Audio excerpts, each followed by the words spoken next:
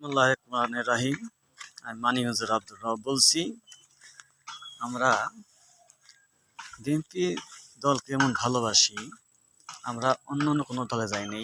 যেমন member chairman Awami League থাকাকালে যারা member ছিলেন, তারা কিন্তু আওয়ামী লীগ সরকার থাকাকালে তারা নির্বাচন করে কিন্তু পাশ করেছেন। কিছু কিছু মেম্বার আছে মিথ্যা ভুয়া সার্টিফিকেট ভাইরি করিয়া তারা বিএনপির নাম তারা কলাইতেছে, কিন্তু তারা কিন্তু সঠিক বিএনপি নেয়।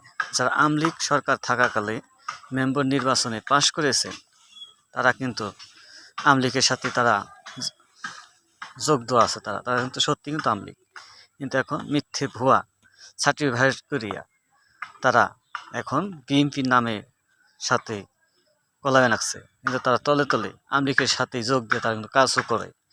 তাই আমাদের যারা বিএনপি দলে আছেন, তারা সকল লোক এক হয়ে যারা মেম্বার পাশ করেছে মেম্বার এই আওয়ামী লীগ থাকাকালে, তাদের এখন বিএনপির দলে থেকে তাদের বাইর করে দেওয়া হোক। এটা আমার মতে, জানা মতে আর কি কথাটা বললাম। এটা বিএনপি যত লোক আছে তারা বিচারক আছে আমাদের তারেক রহমান, সেই ভাই বিচারক করে যাচাই বাছাই করে তাদের বাতিল করা হোক।